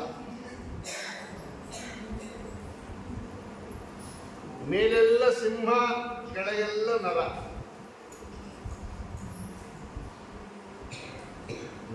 ಸಿಂಹದಂತೆ ಮುಖ, ಕೆಳಗೆಲ್ಲ ನರ ಭಗವಂತ. ಸಿಂಹದಂತೆ ಅಲ್ಲ, ಸಿಂಹನೇ. ಮೇಲೆ ಸಿಂಹ, ಕೆಳಗೆ ನರ. ಹಿಂಗೆಲ್ಲೂ ಇರಲ್ಲ ಲೋಕದಲ್ಲಿ. ಅವನೇ ಸಿಂಹ ಅನ್ಬೇಕ, ನರ ಅನ್ಬೇಕ, ಎರಡೂ ಭಗವಂತ. ಅದಕ್ಕೆ ನರಸಿಂಹ, ನರಹರಿ, ನರಕೇಸರಿ. ಮೇಲೆಲ್ಲ ಸಿಂಹ, ಕೆಳಗೆಲ್ಲ ನರ. ಇಷ್ಟಾಗಿ ಆ ಮನುಷ್ಯ ಮತ್ತು ಸಿಂಹ ಎರಡು ವಿರುದ್ಧ. ಮನುಷ್ಯನನ್ನು ತಿಂದುಬಿಡುತ್ತೆ ಸಿಂಹ. ವಿರುದ್ಧ ಧರ್ಮ ಆಕ್ರಾಂತತ್ವ ಭಗವಂತನಲ್ಲಿ. ಏಕೈಕ ವ್ಯಕ್ತಿ ಜಗತ್ತಿನಲ್ಲಿ ಇಲ್ಲ ಸ್ವಾಮಿ. ಹಂಗೆ ವಿರುದ್ಧ ಧರ್ಮ ಆಕ್ರಾಂತರಾಗಿರ್ತಕ್ಕಂಥವರು ತೋರಿಸ್ತಾರೆ ವಾದಿರಾಜರು. ವಿರುದ್ಧ ಧರ್ಮ ಧರ್ಮಿ, ಎರಡು ವಿರುದ್ಧ ಧರ್ಮಗಳಿಂದ ಏಕಕಾಲಕ್ಕೆ ಕೂಡಿರ್ತಕ್ಕಂಥದ್ದು. ಸರ್ವಾಂತರ್ಯಾಮಿತ ಅಂತದ. ನಾ ಎಲ್ಲ ಕಡೆ ಇದ್ದೀನಿ ಅಂತ ತೋರಿಸೋದು. ನನಗೆ ತಂದೆ ತಾಯಿಗಳಿಂದ ಶರೀರ ಬರಬೇಕಾಗತ್ತೆ ಇಲ್ಲ ಅಂತ ಕಂಬದಿಂದ ಬಂದದ್ದು. ಸ್ತಂಭಾರ್ಪಕಾಸಹನ ಬಿಂಬಾಯ ದತ್ತವರ ಗಂಭೀರನಾದ ಹರೇ ಅಂತಾರೆ ವಾಗ್ದಾನ ಸ್ವಾಮಿ. ಆಮೇಲೆ ನಾನು ವಯಸ್ಸಿಗೆ ಎಲ್ಲ ನೋಡೋಕ್ಕಿಲ್ಲ, ನಂಗೆ ಭಕ್ತಿ ಮುಖ್ಯ. ಸ್ವಾಮಿ ಹೇಳ್ತಾನೆ ನೋಡಿ, 5 ವರ್ಷ ಕೂಸೋದು. 5 ವರ್ಷದವ್ರು ಯಾರಾದರೂ ನಮ್ಗೆ ಆಹ್ವಾನ ಕೊಟ್ಬಿಟ್ರೆ ಹೋಗ್ತೀವ ನಾವು? ಸ್ವಲ್ಪ ಆಲೋಚನೆ ಮಾಡ್ರಿ. ನಿಮ್ಮ ಮನೇಲಿ ಏನೋ ಫಂಕ್ಷನ್ ದೊಡ್ಡದಿರುತ್ತೆ, ಆ ಇನ್ವಿಟೇಷನ್ ನಿಮ್ಮ ಕೂಸು ಹೇಳ್ಕೊಟ್ಬಿಟ್ಟು ಪಕ್ಕದ ಮನೆಯವರು ಕೊಟ್ಬಿಡು ಅಂತ ಹೇಳಿ ಕೊಟ್ಬಿಡಿ. ಬರ್ತಾರ ಅವರು ಮದುವೆ ಮನೆಗೆ? ಇನ್ನೂ ಚಿಕ್ಕವನಿದ್ರೆ ಕಳಿಸು ಅಂತ ಬೈಕ್ ಕಳಿಸ್ತಾರೆ ಅಷ್ಟೇ. ಸ್ವಾಮಿ ಬಂದ 5 ವರ್ಷದ ಬಾಲಕ ಹೇಳಿದಾಗ ಸ್ವಾಮಿ ಬಂದಿದ್ದಾನ್ರಿ. ಅಯ್ಯೋ 5 ವರ್ಷ ಹಿಂಗೇನು ಗೊತ್ತಾಗತ್ತೆ ಅಂತ ತಿರಸ್ಕಾರ ಮಾಡಲಿಲ್ಲ ಅವನು. ಸೊಲ್ಲಿಗೆ ಕಂಬದಲ್ಲಿ ತೋರಿದ ಮಹಾಮಹಿಮ, ಅಲ್ಲಿ ಇಲ್ಲೇ ನಯ್ಯ ಬಲ್ಲ ಭಕ್ತರಿಗೆ.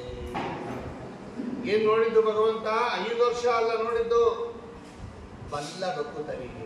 ಜ್ಞಾನ ಸಹಿತವಾದ ಭಕ್ತಿ ಅದು. ಬಲ್ಲ ಭಕ್ತರು ಅಂದ್ರೆ ಜ್ಞಾನ ಸಹಿತ ಭಕ್ತಿ.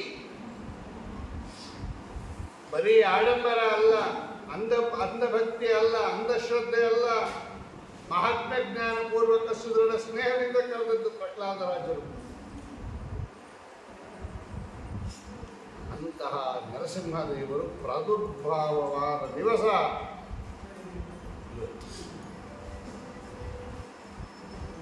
ಯಾರಿಗೂ ಬೇಡ ನರಸಿಂಹದೇವರ ಅನುಗ್ರಹ. ಟೀಕಾಕೃತ್ಪಾದರು ಬರೀತಾರೆ ಮಾಯಾವಾದ ಕಣ್ಣನ ಟೀಕಾದಲ್ಲಿ. 2 ಕೆಲಸನೂ ಮಾಡುತ್ತಂತೆ ನೋಡ್ರಿ ಈ ನರಸಿಂಹ ರೂಪ. ಅನಿಷ್ಟ ನಿವೃತ್ತಿ, ಇಷ್ಟ ಪ್ರಾಪ್ತಿ. ಏನು ಬೇಡ ತೆಗೆಯುತ್ತೆ ಈ ರೂಪದ ಚಿಂತನೆ. ಏನು ಬೇಕು ಎಲ್ಲವನ್ನೂ ಕೊಡುತ್ತೆ. ಅದು ಒಂದೇ ರೂಪ ಭಗವಂತ. ನರಸಿಂಹಸ್ತುತಿ ನಿಹಿತ ಬರೀತಾರೆ ಅವರು ಟೀಕಾಕೃತ್ಪಾದರು. ಸಿಂಹೋಕಿಲ ಜ್ಞಾನಮ ತತ್ವಾಂತ ದಿವಾಕರ ಜಯತ್ಯಮಿತ ಸಜ್ಞಾನ ಸುಖಶಕ್ತಿ ಪಯೋನಿಧಿ. ಸುಖಶಕ್ತಿ ಪಯೋನಿಧಿ ಅನ್ನೋದ್ರಿಂದ ಇಷ್ಟ ಪ್ರಾಪ್ತಿ. ಅಖಿಲ ಧ್ವಾಂತ ನಿರಾಸಕ. ಆ ಕೆಟ್ಟ ಮತ ಅನ್ನತಕ್ಕಂತಹ ಕೆಟ್ಟ ಕತ್ತಲೆಯನ್ನು ಹೋಗಲಾಡಿಸುವ ವಿಷಯದಲ್ಲಿ ಸೂರ್ಯ ಭಗವಂತ. ಅನಿಷ್ಟ ನಿವೃತ್ತಿ. ನಮ್ಮ ಮನುಷ್ಯನಿಗೆ ಬೇಕಾಗಿರೋದೇನು? ಇಷ್ಟವಲ್ಲದ್ದು ಹೋಗಬೇಕು, ಇಷ್ಟಪಟ್ಟಿದ್ದು ಬರಬೇಕು. ಎಲ್ಲರ ಅಪೇಕ್ಷೆನೂ ಅದೇ. ದುಃಖ ಯಾರಿಗೂ ಬೇಡ, ದುಃಖ ಹೋಗ್ಬೇಕು. ಅನಿಷ್ಟ ನಿವೃತ್ತಿ. ಸುಖ ಬೇಕು ಎಲ್ಲರಿಗೂ ಕೂಡ, ಇಷ್ಟ ಪ್ರಾಪ್ತಿ, ಇಷ್ಟ ಅದು ಸುಖ. ಎರಡೂ ನರಸಿಂಹದೇವರ ಅನುಗ್ರಹದಿಂದ ಆಗುತ್ತೆ. ನರಸಿಂಹ ಆರಾಧನೆ ಸಾಮಾನ್ಯ ಅಲ್ಲ, ಅದು ಎಲ್ಲರಿಗೂ ಎಟ್ಕೋದು ಅಲ್ಲ. ಅದು ಆದರೂ ಕೂಡ ನರಸಿಂಹದೇವರ ಸ್ಮರಣೆ, ನರಸಿಂಹದೇವರ ಚಿಂತನೆ, ನರಸಿಂಹ ನಾಮೋಚ್ಚಾರಣೆ, ನಾಮಸ್ಮರಣಾದೇವ ವಿದ್ರವಂತಿ ದಿಶೋ ದಿಶ. ಭಗವಂತ ಹೇಳುತ್ತಾನೆ ಶ್ರೀನಿವಾಸ ಕಲ್ಯಾಣದಲ್ಲಿ. ಬಕುಳಾದೇವಿ ಕೇಳುತ್ತಾಳೆ, ಕಾಡಿಗೆ ಹೋಗಿದ್ದಾಗ ನೀನೇನಾದರೂ ಭೂತ ಪ್ರೇತಾದಿಗಳನ್ನು ನೋಡಿದ್ಯಾ ಶ್ರೀನಿವಾಸ? ಯಾವ್ದನ್ನ ಕ್ರೂರ ಪ್ರಾಣಿಗಳು ನೋಡಿ ಹೆದರ್ಕೊಂಬಂದಿದ್ಯಾ? ಯಾಕೆ ಕಳ್ತಾ ಇದೆಯಾ? ಅಮ್ಮ, ನಾಮಸ್ಮರಣಾದೇವ ವಿದ್ರವಂತಿ ದಿಶೋ ದಿಶ. ಸ್ವಾಮಿ ಹೇಳುತ್ತಾನೆ, ನೀನ್ ಯಾಕೋ, ನಿನ್ನ ಹಂಗ್ಯಾಕೋ, ನಿನ್ನ ನಾಮದ ಬಲ ಬಂದಿದ್ದರೆ ಸಾಕೋ ಅಂತಾರೆ ದಾಸರಾಜ. ಅದನ್ನೇ ಟ್ರಾನ್ಸ್ಲೇಟ್ ಮಾಡ್ತಾರವರು. ನಿನ್ನ ಹೆಸರು ಸಾಕು ಸ್ವಾಮಿ, ನೀ ಅಲ್ಲೇ ಇರು ವೈಕುಂಠ ಲೋಕದಲ್ಲಿ. ನಿನ್ನ ಹೆಸರು ಹೇಳಿದ್ರೆ ಸಾಕು, ಈ ಭೂತ ಪ್ರೇತ ಪಿಶಾಚಿಗಳೆಲ್ಲ ಓಡೋಗ್ಬಿಡುತ್ತೆ. ನಾಮಗ್ರಹಣ ದೇವ ವಿದ್ರವಂತಿ ದಿಶೋ ದಿಶ. ಭಗವಂತನೂ ಬೇಡರಿ, ಭಗವದ್ಭಕ್ತರು, ಮಂತ್ರಾಲಯ ಪ್ರಭುಗಳು, ಅದೇ ಪ್ರಹ್ಲಾದರಾಜರು, ಇನ್ನೊಂದು ಅವತಾರ ರಾಯರು. ಭೂತ ಪ್ರೇತ ಪಿಶಾಚಾದಿ ಪೀಡಾತಸ್ಸರ ಜಾಯತೆ, ಅವ್ರ ಸ್ತೋತ್ರದಲ್ಲಿದೆ. ಆ ಭಕ್ತನ ಪಾದ ಹಿಡಿದ್ರೆ ಸಾಕು, ಭೂತ ಪ್ರೇತ ಪಿಶಾಚಾದಿಗಳೆಲ್ಲ ಹೋಗುತ್ತೆ. ಕಿಮುತ ಭಗವಂತ. ಹಾಗಾಗಿ ಸಕಲ ಹಿಂಡು ಭೂತವ ಪಿಡಿದು ತುಂಡು ಮಾಡುವ ಮಂತ್ರ ನರಸಿಂಹ ಮಂತ್ರ ಒಂದಿರಲು ಸಾಕು ದಾಸರಾಯ ಹೇಳ್ತಾರೆ. ಚೋರವು ವ್ಯಾಧಿ ಮಹಾಜ್ವರಂ ಭಯಹರಂ ಶತ್ರುಕ್ಷಯಂ ನಿಶ್ಚಯಂ. ಇದರಿಂದ ಸ್ವಾಮಿ ಹೇಳ್ತಾರೆ, ದೊಡ್ಡ ದೊಡ್ಡ ಜ್ವರ ಬಂದಿರುತ್ತಲ್ಲ, ಮಹಾಜ್ವರಂ, ಈ ನರಸಿಂಹದೇವರ ಮಂತ್ರದಿಂದ ಅಭಿಮಂತ್ರವಾದ ನೀರು ಪ್ರೋಕ್ಷಣೆ ಮಾಡಿದರೆ ಸಾಕು. ದೊಡ್ಡ ದೊಡ್ಡ ಮಹಾಜ್ವರ ಅದು. ಶತ್ರುಕ್ಷಯಂ, ಆಂತರಿಕ ಬಾಹ್ಯ ಶತ್ರುಗಳು. ನಾರಾಯಣ ವರ್ಮದಲ್ಲಿ ನರಸಿಂಹ ಮಂತ್ರ ಏನು ಕೆಲಸ ಮಾಡ್ತೀವಿ? ಎಲ್ಲೆಲ್ಲಿ ಮಾಡಬೇಕದು? ಯಜ್ಞದಲ್ಲಿ ಭಯ ಆದಾಗ, ಭೂತ ಪ್ರೇತಗಳ ಪೀಡೆ ಆದಾಗ, ಯುದ್ಧದಲ್ಲಿ, ಯಜ್ಞದಲ್ಲಿ ನರಸಿಂಹದೇವರ ರೂಪವನ್ನು ಚಿಂತನೆ ಮಾಡಬೇಕು ಅಂತ ಹೇಳುತ್ತೆ ನಾರಾಯಣ ವರ್ಮ. ಅಂತಹ ಭಗವಂತ ಸ್ತಂಭದಲ್ಲಿ ಆವಿರ್ಭೂತನಾದ ದಿವಸ ನರಸಿಂಹ ಜಯಂತಿ. ಪ್ರತಪ್ತ ಚಾಮೀಕರ ಚಂಡಲೋಚನಂ ಸ್ಫುರತ್ ಸಟಾಕೇಸರ ಜೃಂಭಿತಾನನಂ ಕರಾಳದಂಶಂ ಕರವಾರ ಚಂಚಲಂ. ಏನ್ ರೂಪ ರೀ ಭಗವಂತನದು. ಅದಕ್ಕೆ ನರಸಿಂಹದೇವರ ನೀವು ಎಲ್ಲ ನೋಡ್ರಿ, ಬೇರೆ ಬೇರೆ ನರಸಿಂಹದೇವರುಗಳನ್ನು ನೋಡ್ರಿ, ಕೆಲವೆಲ್ಲ ಭಯಾನಕ ರೂಪ, ಕೆಲವು ಕಡೆ ಸೌಮ್ಯ ರೂಪದಿಂದ ಇದ್ದಾನೆ ಭಗವಂತ. ನಗುತ್ತಾ ಇರೋ ರೂಪ ನರಸಿಂಹದೇವರು. ಬಹುಶಃ ಎಲ್ಲ ಕಡೆ ಕ್ರೂರ ರೂಪನೇ ಅದು, ಭೀಕರ ರೂಪ ಅದು, ಭೀಭತ್ಸ ರೂಪ ಅದು. ಸ್ತುಹಿಶ್ರುತಂ ಗರ್ತಸದಂ ಯುವಾನಂ ಮೃಗನ್ನ ಭೀಮಂ ಉಪಹತ್ತು ಉಗ್ರಂ. ಮೃಗನ್ನ ಮೃಗ ಇವ ಭೀಮಂ ಭಯಂಕರಂ ಇತ್ಯರ್ಥಃ. ಸಿಂಹದಂತೆ ಮಹಾಭಯಂಕರ ರೂಪ ಅದು. ಯಾರಿಗೆ? ಹಿರಣ್ಯಕಶಿಪು ಸ್ವಭಾವವುಳ್ಳವರಿಗೆ. ಅದೇ ಪ್ರಹ್ಲಾದರಾಜರಿಗೆ ಆನಂದ ಕೊಡುವ ರೂಪ. ಅಹಂ ಬಿಬೇಮಿ ಅವ್ರು ಹೇಳ್ತಾರೆ ಮುಂದೆ ಶ್ಲೋಕದಲ್ಲಿ, ನನಗೇನು ಹೆದರಿಕೆ ಇಲ್ಲ ಸ್ವಾಮಿ, ನಿನ್ನನ್ನು ನೋಡಿದ್ರೆ ಇಡೀ ಜಗತ್ತು ತಲ್ಲಣಿಸ್ತಾ ಇದೆ ನರಸಿಂಹ ರೂಪ ಆವಿರ್ಭೂತವಾದಾಗ. ನರಸಿಂಹ ಸುಳಾದಿ ಇವೆಲ್ಲ ಕೇಳಿದ್ದೀರ ವಿಜಯದಾಸರದು. ಮರಗಳು ಅಲ್ಲಾಡ್ತಾ ಇದೆ, ಗಿರಿತರುಗಳು ಅಲ್ಲಾಡೆ, ಶರದಿಯು ಕುದಿದುಕ್ಕೆ, ಸಮುದ್ರ ಉಕ್ಕೇರ್ತಾ ಇದೆ, ಪರ್ವತಗಳು ಬೀಳುತ್ತಾ ಇದೆ, ಗ್ರಹ ನಕ್ಷತ್ರಗಳು ಬೀಳುತ್ತಾ ಇದೆ, ಮರ ಗಿಡಗಳು ಅಲ್ಲಾಡ್ತಾ ಇದೆ, ಸೂರ್ಯ ಚಂದ್ರರು ಕಳಕೊಂಡಿದ್ದಾರೆ. ಇಂತಹ ಬೀಭತ್ಸ ರೂಪ ಅದು. ಪ್ರಹ್ಲಾದರಾಜ ಹೇಳ್ತಾರೆ, ನಾಹಂ ಬಿಭೇತ್ಯಜಿತ, ನಂಗೇನು ಹೆದರಿಕೆ ಇಲ್ಲ ನಿನ್ನ ರೂಪದಿಂದ ಅಂತಾರೆ. 5 ವರ್ಷದ ಕೂಸರು ಅಷ್ಟು ಸೌಮ್ಯ ರೂಪದಿಂದ ಭಗವಂತ ಅವರಿಗೆ ದರ್ಶನ ಕೊಟ್ಟ. ಭಕ್ತರಿಗೆ ಅತೀ ಸೌಮ್ಯ ರೂಪ, ದುಷ್ಟರಿಗೆ ಅತೀ ಭಯಂಕರ ರೂಪ ನರಸಿಂಹ ರೂಪ.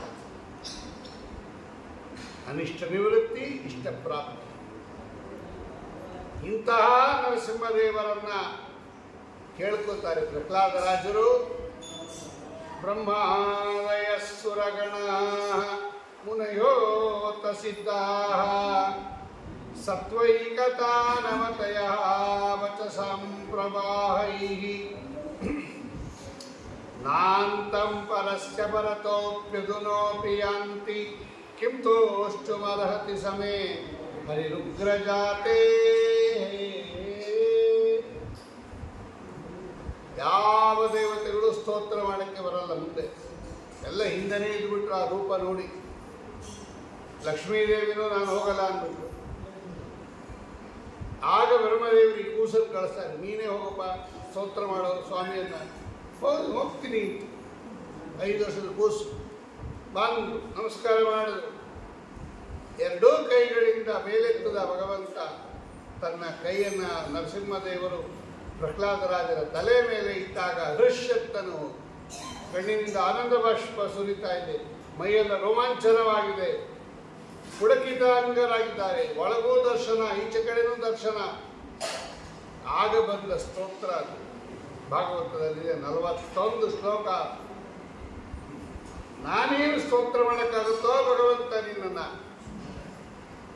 ಬ್ರಹ್ಮಾದಿ ದೇವತೆಗಳು, ವಸಿಷ್ಠಾದಿ ಋಷಿಗಳು, ನಿನ್ನ ಹೆಂಡತಿ ಲಕ್ಷ್ಮೀದೇವಿ ಅನಾದಿ ಕಾಲದಿಂದ ಅನಂತ ಕಾಲದವರೆಗೆ ಸ್ತೋತ್ರ ಮಾಡ್ತಾ ಇದ್ರು ಕೂಡ ನಿನ್ನ ಗುಣಗಳನ್ನು ಎಣಿಸಿ ಆಗಿಲ್ಲ ಅವಳಿಗೆ. ನರಮಾಪಿ ಪದಂಗುಲೀಲಸನ್ ನ ಕಧೂರಾದ ಅನಂತ ಸದ್ಗುಣನ್ ಕಣಯಂಕನಾರತಂ. ಮೇದಿನಿಯೊಳಗಿನ ಅಂಬು ಕಣಂಗಳ ನೈದ ಬಹುದು ಪರಿಗಣನೆಯನು ಮಾಧವನಾನಂದಾದಿ ಗುಣಗಳು ಅನಂತ ಕಾಲದಿ ಅಗಣಿತವೆಂಬುದೇ ಫಲವಿದು ಬಾಳುವುದಕ್ಕೆ. ಜಗನ್ನಾಥರು ಹೇಳ್ತಾರ ಮಾತು. ಇಷ್ಟು ತಿಳ್ಕೊಳ್ಳಿ ನೀವು.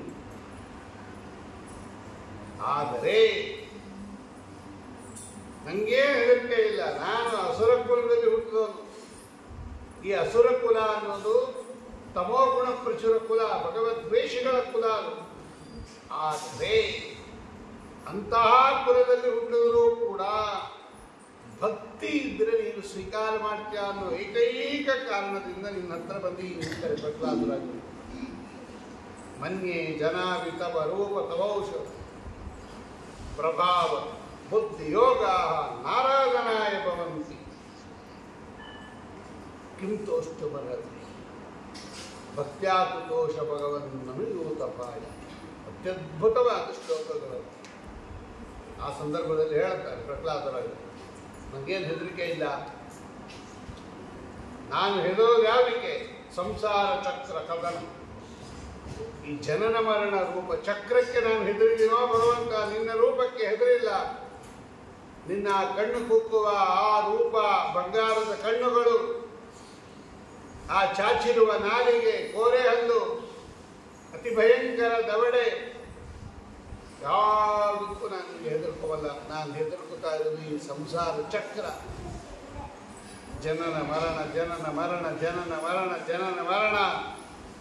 ಹಿಂದನೇಕ ಯೋನಿಗಳಲ್ಲಿ ಬಂದು ಬಂದು ನೊಂದೆನೆಯ ಇಂದು ಭವನ ಬಂದ ಬಿಡಿಸೋ ತಂದೆ ಗೋವಿಂದ. ಇದಕ್ಕೆ ಹೆದರ್ಕೋತಾ ಇರೋದು ನಾನು ಅಂತಾರೆ. ಎಲ್ಲ ಅತ್ಯದ್ಭುತವಾದ ಶ್ಲೋಕಗಳು. ಮಕ್ಕಳಿಗೆ ತಂದೆ ತಾಯಿಗಳು ಆಶ್ರಯ, ತುಂಬ ಬಾಯಾರಿದ್ದವರಿಗೆ ನೀರು ಆಶ್ರಯ, ಸಮುದ್ರದಲ್ಲಿ ಮುಳುಗುತ್ತಾ ಇರ್ತಕ್ಕಂಥವರಿಗೆ ದೋಣಿ ಆಶ್ರಯ, ರೋಗ ಬಂದವರಿಗೆ ಔಷಧ ಆಶ್ರಯ, ನಿನ್ನ ಭಕ್ತರಿಗೆ ನೀನು ಆಶ್ರಯ ಅಂತಾರೆ. ನಿನ್ನ ಹತ್ರನೇ ಬರಬೇಕು ನಾವು, ಎಲ್ಲಿ ಹೋಗಕ್ಕೆ ಸಾಧ್ಯ? ನಾನು ನಿನ್ನನ್ನಾಶ್ರಯಿಸುವೆನು ನಿಗಮ ಗೋಚರ ಹರಿಯೇ. ಬೆನ್ನು ಬಿಡದೆ ಕಾಯು ಸಲಹು ಅಂತಾರೆ ದಾಸರ ಹೊರಬಿತ್ತು ಕಾಯು.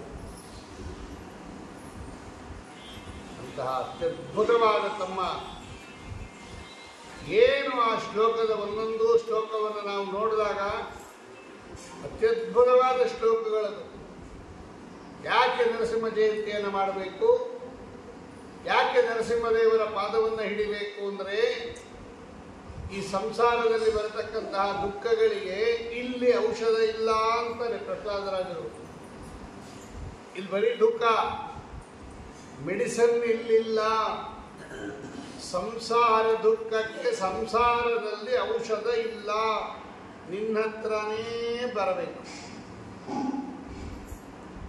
ಯಾವುದನ್ನ ನಾವು ಔಷಧ ಅಂತ ತಿಳ್ಕೊಂಡಿದ್ದೀವೋ ಅದು ಒಂದು ದುಃಖ, ಯಾವುದನ್ನ ರೆಮಿಡಿ ಅಂತ ತಿಳ್ಕೊಂಡಿದ್ದೀವೋ ಅದು ಒಂದು ದುಃಖ ಆಗ್ತಾ ಇದೆ. ಜ್ವರ ಅಂತ ಮಾತ್ರೆ ಕೊಡ್ತಾರೆ, ಜ್ವರ ಕಡಿಮೆ ಆಗುತ್ತೆ, ಮೈಕೈ ಎಲ್ಲ ಊದ್ಕೊಂಡ್ಬಿಡುತ್ತೆ, ಮೈಕೈ ಎಲ್ಲ ನೋವಕ್ಕೆ ಶುರು ಆಗುತ್ತೆ. ಇದೇ ಸೈಡ್ ಎಫೆಕ್ಟ್ಸು. ಭಾಗವತ ಹೇಳುತ್ತೆ, ಹೌದು ಇದು ಪರಿಹಾರ ಆಯ್ತಾ ಇನ್ನೊಂದು ಬರುತ್ತೆ, ಅದು ಪರಿಹಾರ ಆಯ್ತಾ ಇನ್ನೊಂದು ಬರುತ್ತೆ. ನಿನ್ನ ನಾಮಸ್ಮರಣೆ, ನಿನ್ನ ಚಿಂತನೆ ಇದೊಂದೇ ಉತ್ಕೃಷ್ಟವಾಗಿರ್ತಕ್ಕಂಥ ಅಂತಹ ಅತ್ಯದ್ಭುತವಾಗಿರ್ತಕ್ಕಂತಹ ಚಿಂತನೆಯನ್ನು ಮಾಡಿ ಏನು ಬರಬೇಕು ಅಂತ ಕೇಳಿದಾಗ ಬೇಡ ಅಂದರು ಪ್ರಹ್ಲಾದರಾಜರು. ನಮ್ಮನ್ನು ಕೊಡವನೆ ಮಾಡಬೇಡ ಭಗವಂತ, ವರ ಕೇಳು ವರ ಕೇಳು ಅಂತ. ನಿನ್ನನ್ನು ಸ್ತೋತ್ರ ಮಾಡಿ ವರ ಕೇಳಬಾರದು. ಭಕ್ತ ಭಗವಂತನ ಮಧ್ಯದಲ್ಲಿ ವರ ಅಂತಕ್ಕಂಥ ಉಪಾಧಿ ಇರಬಾರದು. ಶುದ್ಧ ಪ್ರೇಮ ಪ್ರವಾಹ ಇರಬೇಕು ನಮ್ಮ ಕಡೆಯಿಂದ ಭಗವಂತನಲ್ಲಿ, ನಿನ್ನಿಂದ ನಮಗೆ ಅನುಗ್ರಹ ಇರಬೇಕು. ತಾಯಿ ಮಕ್ಕಳ ಸಂಬಂಧ ಇದ್ದಂಗೆ, ತಾಯಿ ಮಗುವಿನ ಸಂಬಂಧ ಇದ್ದಂಗೆ ಭಕ್ತ ಭಗವಂತನ ಸಂಬಂಧ. ಎಷ್ಟು ಪ್ರೀತಿಯಿಂದ ತಾಯಿ ಸಲಹುತ್ತಾಳೆ ಮಕ್ಕಳನ್ನ. ಹಾಲು ಕೊಟ್ಟು ತಾಯಿಗೆ ದುಡ್ಡು ಎಷ್ಟು ಕೊಡ್ಬೇಕು ಅಂತ ಕೇಳ್ತೀರಾ? ಯಾರನ್ನ ಕೇಳಿದಾರೆ ಇದುವರ ತನಕ? ಅಮ್ಮ ಹಾಲು ಕೊಡ್ಸಿದ್ಯಲ್ಲ ಎಷ್ಟು ದುಡ್ಡು ಅಂತ ಮಗು ಕೇಳುತ್ತಾ ಅಥವಾ ತಾಯಿ ಕೇಳ್ತಾಳ? ಇಲ್ಲ. ಆ ತರ ನಿಷ್ಕಲ್ಮಶ ತಾಯಿ ಮಕ್ಕಳ ಸಂಬಂಧಕ್ಕಿಂತ ದೊಡ್ಡ ಸಂಬಂಧ ಭಗವಂತ ಭಕ್ತರ ಸಂಬಂಧ. ಅಂತಹ ಸಂಬಂಧವನ್ನು ಹೊಂದದ ವ್ಯಕ್ತಿ ಇವತ್ತಿನ ಯಾರ ಆಶ್ರಯದಲ್ಲಿ ನಾವು ಈ ಆರಾಧನೆಯನ್ನು ಅಥವಾ ಜಯಂತಿಯನ್ನು ಮಾಡ್ತಾ ಇದೀವಲ್ಲ ಅವರು ಪ್ರಹ್ಲಾದರಾಜರು. ನಿಜವಾಗಲೂ ನರಸಿಂಹ ಜಯಂತಿಯನ್ನು ಮಾಡೋರು ಪ್ರಹ್ಲಾದರಾಜರು, ನಾವಲ್ಲ. ಅವ್ರಿಗೆ ಗೊತ್ತು ಅವರ ಮಹಿಮೆ. ಅದೇ ಪ್ರಹ್ಲಾದರಾಜರೇ ಮಂತ್ರಾಲಯ ಪ್ರಭುಗಳು. ಅವರು ಸಂವಿಧಾನದಲ್ಲಿ ನರಸಿಂಹ ಜಯಂತಿಯನ್ನು ಮಾಡೋದು ಅತ್ಯಂತ ಸೂಕ್ತ. ನಾವೆಲ್ಲ ಸುಮ್ಮನೆ ಕೈ ಕಟ್ಕೊಂಡು ಕೈ ಮುಕ್ಕೊಂಡು ನೋಡೋದಷ್ಟೇ. ನಮಗೇನು ಗೊತ್ತಿದೆ ನರಸಿಂಹದೇವರ ಮಹಿಮೆ? ಯಾರು ಬಲ್ಲರು ನಿನ್ನ? ಯಾರಿಗೆ ಗೊತ್ತಿದೆ? ಲಕ್ಷ್ಮೀದೇವಿಗೆ ಗೊತ್ತಿಲ್ಲ. ಆದರೆ ಹಿಂದಿನ ಅವತಾರದಲ್ಲಿ ತಾವು ನೋಡಿದ, ಕೇಳಿದ, ಮಾಡಿದ ಅವನ ಅನುಗ್ರಹಕ್ಕೆ ಪಾತ್ರರಾದಂತಹ ಪ್ರಹ್ಲಾದರಾಜರೇ ಇವತ್ತು ಮಂತ್ರಾಲಯ ಪ್ರಭುಗಳಾಗಿ ವ್ಯಾಸರಾಜರಾಗಿ ಭೂಮಿಯಲ್ಲಿ ಬಂದದ್ದರಿಂದ ನಮ್ಮನ್ನೆಲ್ಲ ಉದ್ಧಾರ ಮಾಡೋದಕ್ಕೆ ಅವರ ಆಶ್ರಯದಲ್ಲಿ ನಾವು ನರಸಿಂಹ ಜಯಂತಿಯನ್ನು ಮಾಡುತ್ತಾ ಇದ್ದೇವೆ. ಇನ್ನೊಂದು ಜಯಂತಿ, ಜಯತಿ ಉತ್ಕೃಷ್ಟೋ ವರ್ತತೆ, ಸರ್ವಶ್ರೇಷ್ಠ ಅಂತರ್ಥ. ಜಯತಿ ಅಂತ ಸರ್ವೋತ್ತಮನಾದ ಭಗವಂತ ಅವನು ಉತ್ಕೃಷ್ಟನಾಗಿದ್ದಾನೆ. ಅವನ ಸರ್ವೋತ್ತಮತ್ವವನ್ನು ತಿಳ್ಕೊಳ್ಳದೆ ಅವನ ಜಯಂತಿ ಆಚರಣೆ. ಜಯತಿ ಜಯಂತಿ, ಭಗವಂತ ಸರ್ವೋತ್ತಮ, ನರಸಿಂಹ ಸರ್ವೋತ್ತಮ. ನರಸಿಂಹ ಅನ್ನಕ್ಕೆ ಅದು ಒಂದು ಅರ್ಥ ಇದೆ. ಸಂಸ್ಕೃತದಲ್ಲಿ ಸಿಂಹ ಶಬ್ದಕ್ಕೆ ಶ್ರೇಷ್ಠ, ಉತ್ತಮ ಅಂತ ಅರ್ಥ. ನರ ಅಂದರೆ ಪುರುಷ ಅಂತ ಅರ್ಥ. ನರ ಶಬ್ದಕ್ಕೆ ಪುರುಷ ಅಂತ ಅರ್ಥ, ಸಿಂಹ ಶಬ್ದಕ್ಕೆ ಉತ್ತಮ ಅಂತ ಅರ್ಥ. ನರಸಿಂಹ ಅಂದರೆ ಪುರುಷೋತ್ತಮ, ಸರ್ವೋತ್ತಮ ಅಂತಲೂ ಅರ್ಥ ಇದೆ. ಅಂತಹ ಭಗವಂತನ ಸರ್ವೋತ್ತಮತ್ವವನ್ನು ತಮ್ಮ ಶಾಸ್ತ್ರದಲ್ಲಿ ತೋರಿಸಿರ್ತಕ್ಕಂಥವರೇ ಶ್ರೀಮದ್ ಆಚಾರ್ಯರು. ಅಂತಹ ಆಚಾರ್ಯರ ದಿವ್ಯ ಸಿದ್ಧಾಂತದಲ್ಲಿ ಬಂದವರೇ, ಅವರ ಪರಂಪರೆಯಲ್ಲಿ ಬಂದವರೇ ಮಂತ್ರಾಲಯ ಪ್ರಭುಗಳು, ಅವರೇ ಹಿಂದೆ ಪ್ರಹ್ಲಾದ ರಾಜರು. ನಾವು ಎರಡೂ ಸನ್ನಿಧಾನದಲ್ಲಿದ್ದೀವಿ ನೋಡಿ. ರಾಯರ ಸನ್ನಿಧಾನದಲ್ಲಿದ್ದೀವಿ, ಅವರೇ ಪ್ರಹ್ಲಾದ ರಾಜರು. ನರಸಿಂಹ ಜಯಂತಿ ಆಚರಣೆ ಮಾಡ್ತಾ ಇದ್ದೀವಿ, ನೀವೆಲ್ಲ ನೋಡ್ತಾ ಇದ್ದೀರಿ ಆ ಕಡೆ ದಿವ್ಯ ಅಲಂಕೃತರಾಗಿರ್ತಕ್ಕಂತಹ ಲಕ್ಷ್ಮೀ ನರಸಿಂಹದೇವರನ್ನ. ಇಂತಹ ಪರಮ ಮಂಗಳಕರವಾದ ಈ ಲಕ್ಷ್ಮೀ ನರಸಿಂಹನ ಚರಿತೆಯ ಉದಯ ಕಾಲದಲ್ಲಿ ಪಠಿಸುವವರಿಗೆಲ್ಲ ಪುರಂದರದಾಸರು ಹೇಳ್ತಾರೆ, ಏನು ಬೇಕು ನಿಮಗೆ? ಸತ್ಸಂತಾನಗಳಿತ್ತು, ಮತ್ತೆ ಬೇಡಿದಂಗೆ ಕೊಟ್ಟು ಭಕ್ತವತ್ಸಲ ಮುಕ್ತಿ ಕೊಡುವ ಪುರಂದರ ವಿಠಲರಾಯ ನರಸಿಂಹನೆಂಬ ದೇವರು. ಮೋಕ್ಷ ಕೊಡತಕ್ಕಂತಹ ಸ್ವಾಮಿ ಅವನು ಸಾಮಾನ್ಯ ಅಲ್ಲ.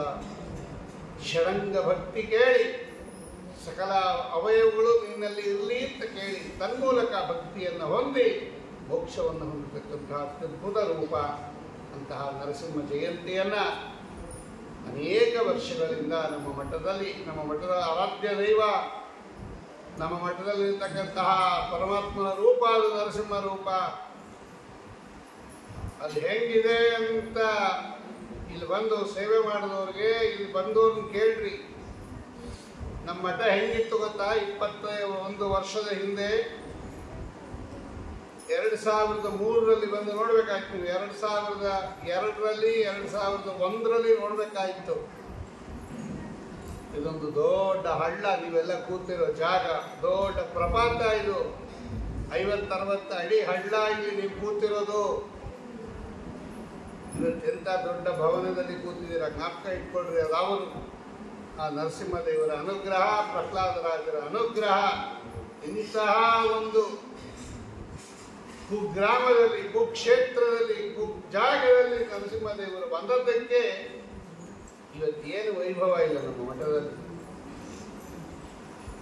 ಯಾವ ರೀತಿ ಬದಲಾವಣೆ ಆಗುತ್ತೆ ಭಗವಂತ ಅನುಗ್ರಹ ಮಾಡಿದ್ರೆ. ಅದೊಂದಾದರೆ ಎಷ್ಟು ಜನ ವಿದ್ಯಾವಂತರಾಗಿದ್ದಾರೆ ನಮ್ಮ ಮಠದಲ್ಲಿ, ಎಷ್ಟು ಜನ ಶ್ರೀಮಂತರಾಗಿದ್ದಾರೆ, ಎಷ್ಟು ಜನ ವಿದ್ಯಾವಂತರಾಗಿದ್ದಾರೆ, ಸಂತಾನ ಹೊಂದಿದ್ದಾರೆ, ಬೇಕಾದಷ್ಟು ಅನುಕೂಲ ಹೊಂದಿದ್ದಾರೆ, ಮನೆ ಕಟ್ಟಿದ್ದಾರೆ, ಮದುವೆ ಮಾಡಿಕೊಂಡಿದ್ದಾರೆ, ಸಂತಾನ ಪಡೆದಿದ್ದಾರೆ.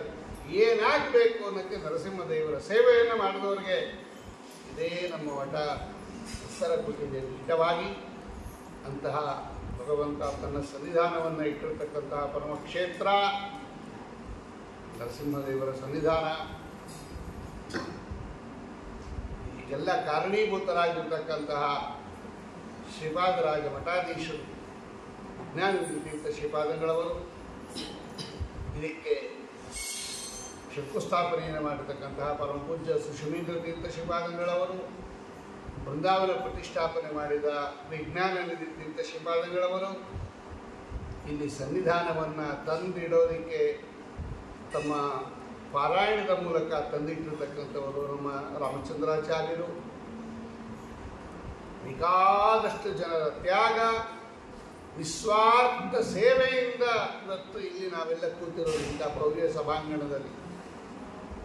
ಅವರೆಲ್ಲ ನರಸಿಂಹದೇವರ ಅನುಗ್ರಹಕ್ಕೆ ಪಾತ್ರರಾಗಿರ್ತಕ್ಕಂಥವರು. ಅವರ ಕುಟುಂಬದ ವ್ಯಕ್ತಿಗಳೇ ಇವತ್ತೆಲ್ಲ ಮಕ್ಕಳು ಮೊಮ್ಮಕ್ಕಳು ಎಲ್ಲ ಸೇರಿ, ಬಾಂಧವರೆಲ್ಲ ಸೇರಿ ತಮ್ಮ ಉಪಾಸ್ಯ ಮೂರ್ತಿಯಾದ, ತಮ್ಮ ಕುಲದೇವತೆಯಾದ ಚಿಂತನವಾಡಿ ನರಸಿಂಹದೇವರಾಗಿರ್ಬೋದು, ಭೋಗರಾಯನದುರ್ಗದ ನರಸಿಂಹದೇವರಾಗಿರ್ಬೋದು, ಇಡೀ ಭಾರತದಲ್ಲಿ 100 ನರಸಿಂಹ ಕ್ಷೇತ್ರಗಳಿದೆ. ಆ ಎಲ್ಲ ನರಸಿಂಹದೇವರ ಕುಲದೇವತೆಯಾಗಿರ್ತಕ್ಕಂಥ ನರಸಿಂಹದೇವರ ಉತ್ಸವವನ್ನು ಅನೇಕ ವರ್ಷಗಳಿಂದ ಮಾಡಿದ್ದಾರೆ. ಇವತ್ತು ಕೂಡ ನರಸಿಂಹ ಜಯಂತಿಯನ್ನು ಯಥಾಶಕ್ತಿ ಯಥಾಜ್ಞಪ್ತಿ ಮಾಡಿದೆ.